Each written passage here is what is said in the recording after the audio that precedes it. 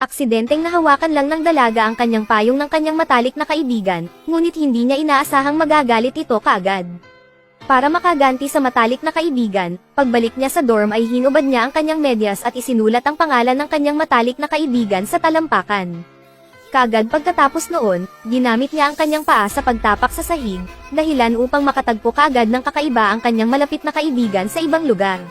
Nakita ko na lang ang best friend ko na nagpapapicture sa labas at biglang may narinig akong napakalakas na tugtog sa tenga ko.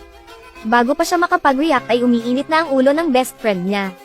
Sa tuwing inaapakan ng dalaga ang kanyang paa ay mas lalong sumasakit ang kanyang matalik na kaibigan.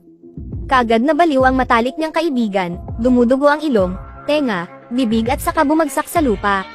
Akala ng dalaga ay walang makakaalam nito. Ngunit habang nakikipag-date sa kanyang kasintahan sa gabi, hindi sinasadyang natuklasan ng kanyang kasintahan na ang pangalan sa ilalim ng kanyang mga paa ay ang pangalan ng kanyang kapatid na babae.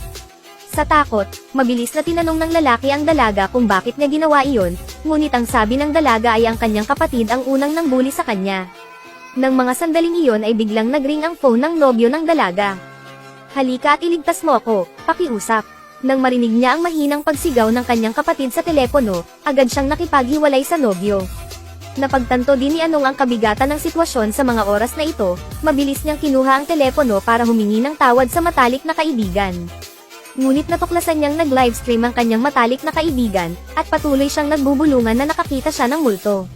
Nang mapagtantong may mali, mabilis na gumamit ng alak si Anong para subukang panasan ang pangalan ng kanyang matalik na kaibigan sa ilalim ng kanyang mga paa. Gusto niyang basagin ang sumpang ito. Pero ang pangalan ng best friend ko, kahit anong pilit ko, hindi mabubura. Makalipas ang ilang segundo, kinilabutan siya nang matuklasan niyang tila na poses ang kanyang matalik na kaibigan. Hinawi niya ang sarili niyang tenga, pagkatapos ay biglang na-disconnecta ang livestream. Nang biglang natapos ang livestream ng kanyang matalik na kaibigan, isang masamang pakiramdam ang bumalat sa kanya. Pagkatapos noon, natuklasan ng kanyang matalik na kaibigan na ang katapat niya ay isang multo.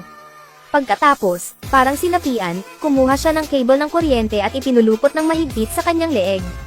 Sa huli, sinakal niya ang sarili hanggang sa mamatay sa tabi mismo ng doorknob. Nang dumating ang kanyang pamilya, hindi nagtagal ay pumasa siya sa kabilang buhay, nang walang anumang palatandaan ng buhay. Nang malaman niyang namatay na ang kanyang matalik na kaibigan, labis na nalungkot si Anong.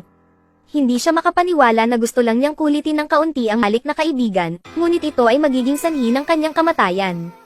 Sa pag-aakalang hindi pa nabubura ang pangalan sa talampakan niya, kumuha siya ng alak para linisin iyon. Sa hindi inaasahan, sa pagkakataong ito, madali niyang nabura ang pangalang iyon. Ngunit hindi pa tapos ang mga kakaibang bagay.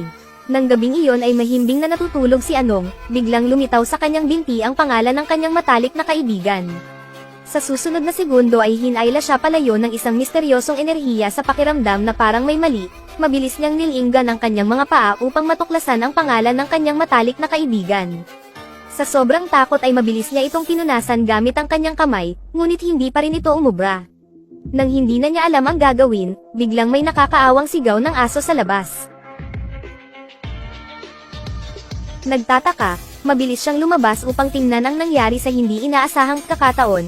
Ang aso ay itinapon sa kamatayan, ngunit ang kakaiba ay walang tao sa paligid. Hindi pa rin alam ni Anong ang nangyari sa aso, at ganoon din ang mangyayari sa kanya. Naramdaman niyang may mali, mabilis siyang kumuha ng kutsilyo para ipagtanggol ang sarili, ngunit walang tao sa paligid. Bago pa siya makapag-react ay biglang nakaramdam ng matinding sakit ang kanyang paa. Dahan-dahan niyang ibinaba ang tingin sa kanyang mga paa, para lamang madiskubre niya ang isang multo na mukha na lumilitaw sa kanyang paanan.